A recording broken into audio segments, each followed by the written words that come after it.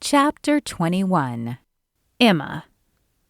"You're so lucky," Carrie sighed as she brushed her long hair as the girls got ready for bed that night.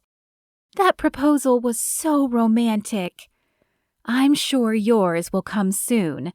Emma smiled at her younger sister as she took her own hair down. "I saw you dancing with Philip Alder, and he had stars in his eyes." "What about me?" Ginny asked. Emma laughed and tousled her youngest sister's brown hair. "You have a few years yet, Ginny Bean, but there's a man out there for you as well. You just have to be patient." Ginny's lower lip fell out in an adorable pout. "I want to be older now. I want to be kissed like you were, Emma. It looked so romantic." She put her little hand on her forehead and fell onto the bed. "Oh dear, we have our work cut out for us with this one." Emma slipped her dress off and her nightgown on and climbed into bed beside 6-year-old Ginny. Carrie followed suit and climbed in on the other side of Ginny. "Have you thought about the wedding yet?" Carrie asked. "He only proposed tonight." Emma's tone was dismissive, as if she had thought of no such thing. The truth was, she had already been thinking about the wedding. She wanted it in the church, of course. Carrie would be a bridesmaid and Ginny the flower girl. Emma wondered if William would ask Samuel, her brother, to be his best man. The two had been spending a lot of time together building William's homestead, but there was also Jessie Jennings, who William had become close with. Emma had also become good friends with Kate Jennings. The two were close in age and became friends when William began courting Emma. Once to twice a week, they would get together and trade secrets and recipes. They also spoke often of their desire to have children. Kate would reach that milestone first. She was already with child and nearing her 5th month. Though Emma enjoyed seeing her friend grow, she couldn't help feeling jealous, and so she hoped William would be okay with a fairly short engagement. She wanted to start a family with him. "I know he just proposed tonight," Carrie continued, "but I bet you've been thinking about the wedding since the first day he kissed you." Emma was glad the light from the lantern was low so her sisters wouldn't see her blush. She had been thinking about the wedding since that day. Well, not the wedding itself, but the marriage. She had already had one wedding, having been married to Joseph Stewart before a Texas Ranger mission cut his life short. So even though weddings were enjoyable and beautiful, that wasn't her focus. Her focus was on being a wife and mother, something she had hoped for with her first marriage, but it had ended so quickly it was almost non-existent. As much as Emma loved her family, she wanted to be a wife again, to run her own homestead, cook for her husband, and enjoy quiet times in front of the fire. And eventually she hoped to fill the house with children. But that was at least a year away.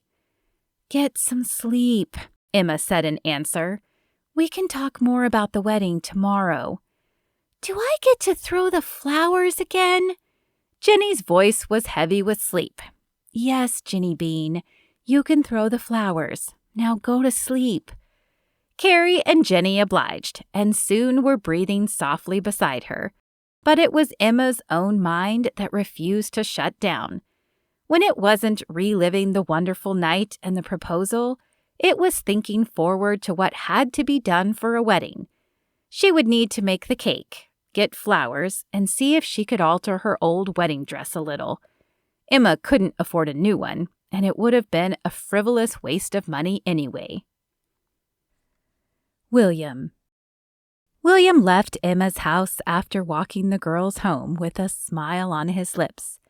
Though he had been nearly certain she would say yes, there was always the small chance of a negative reply. However, with the positive response, he could now relax and focus all his energy on finishing the homestead. It was nearly complete as he had spent the last few months on it, but he needed to finish daubing and acquire the rest of the furniture. That would require a trip into a larger town, though. Sage Creek was growing, and he could get tables and chairs there, but he wanted at least one special piece for Emma. Perhaps he could do that in the next few days. "You're a hard man to track down." William stiffened at the sound of the voice and reached for his gun. Retired or not, he still liked having it attached to his side and rarely went anywhere without it. "Easy now," the voice said, and a moment later William relaxed as the man stepped out of the shadows. Though it had been a while, William would have recognized that mustache anywhere. "What are you doing here, Jack? I'm retired." William walked past the man who had convinced him to become a bounty hunter and up the few steps to his porch. "Yeah, I heard that. Didn't really believe it, though. Wild Bill Cook no longer hunting? It doesn't seem right." "Well, it is. I've been out of the game for months. This is my life now." William motioned to the house. "Are you really ready to settle down?" "I settled down once before, if you remember." William leaned against the side of the house and crossed his arms. Jack's fingers traced his mustache. "That's right. You were married before. What was her name?" "Catherine. After her death, I wasn't sure I would ever marry again. But I love Emma, and I am ready." William's eyes dropped to the porch and he sighed. "Even if I weren't, this here keeps me from getting back into bounty collecting." He pointed to the scar on his neck. "Got wounded on the bounty that landed me here. Emma nursed me back to health, but I wasn't ready to settle down. Took another job, but landed in the wrong place at the wrong time and took a punch to the neck. The bullet fragments shifted, and I ended up having to have a tracheotomy. The doctors in Dallas told me I should give up the hunting life. So I'll ask you again, Jack. What are you doing here?" "It's Holden." William froze at the mention of the name. John Holden, his first job as a bounty hunter and the job that had gotten Emma's late husband, Joseph, killed. "What about him? Can we talk inside?" Jack motioned to the front door. William debated for a moment before nodding. He led the way through the mostly empty living room into the kitchen area, where the table and chairs he had recently finished sat. He pointed to one and pulled out a second one for himself. "So what about Holden?" Jack took a deep breath and ran his right hand over his mustache again and down his chin. "After we picked up Holden, he was being held in the Dallas jail until his trial. About a week ago, he managed to disarm a guard and escape." The thought turned William's stomach over. John Holden had been notoriously evil before he was arrested, and having him out again was an unsettling thought. But it was no longer William's fight. "I'm sorry to hear that, but you have great men. I'm sure you'll be able to capture him again." "There's more, Bill. It's William now." Jack nodded and then dropped his eyes to the tabletop. His index finger tapped a few times on the wood, and William bit the inside of his lip to keep from snapping at the man to spit it out. "You remember how connected he was?" Jack raised his eyes to meet William's once again. "Yes, I remember. We got word he's gotten a few highly trained and ruthless men together and wants revenge on those who put him in prison." William stiffened. He didn't want Holden anywhere near this town, Emma, or her family. "The worst part is that he appears to be going after the men's families. Most of us don't have many left, but... Mabel?" William hadn't spoken the name in years, but she was his only family outside of Emma. Jack looked up. "Who?" "My half-sister." William blinked away the old memories as they began to invade. "We haven't spoken in years. How would Holden even know about her?" "He might not." Jack sighed and tapped the tabletop. "But William, you know how dangerous he is. Holden, at least from what I gather from witnesses it was Holden, went after my brother. James was shot at the saloon 2 days ago. He didn't make it. I didn't know about your sister, but I came out here to warn you and to ask you to join me. My brother lived in Roseville, so we've dispatched the rangers there. They'll spread out from Roseville and update the local sheriffs. I've also rounded up as many bounty hunters as I can to track him, but I want to find him first, and I want you with me. Not only are you a great shot, but your sister could be in danger." William closed his eyes as he processed the information. Roseville wasn't far from Barefoot Glen, where he had grown up.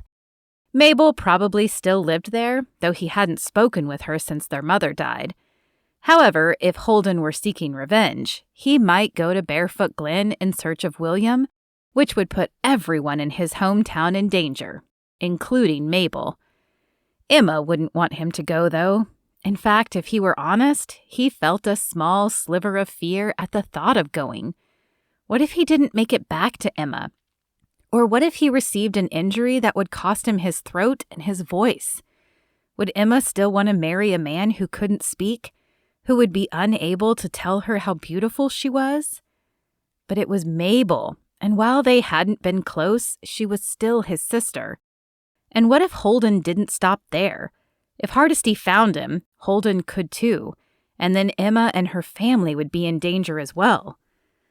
"Please, William, he was my brother." William opened his eyes. "I need to talk with Emma." "I understand." Jack issued a curt nod. "I'll be heading out tomorrow by noon. I can't lose him. Does that give you enough time?" No, it didn't give him enough time. He needed another few weeks to finish the house. He wanted to marry Emma first to start a family, but he couldn't say those things aloud. "I guess I will have to. And why don't you stay here tonight? I've only got the one bed right now, but I have plenty of blankets." "Thank you." Jack pushed his hat back a little on his head. "That's mighty nice of you." William nodded, pushed back his chair, and led the way to the bedrooms. The house had 3. 1 for Emma and himself, and 2 for the children he hoped to have one day. As he set Jack up in one room, he couldn't help wondering if his decision would keep that from ever happening. After readying for bed, William sank to his knees and looked up. "Lord, please show me the right decision. I don't want to leave Emma, but I can't let Holden kill any more families." With his piece said, William closed his eyes and tried to quiet his spirit so he could hear God's answer.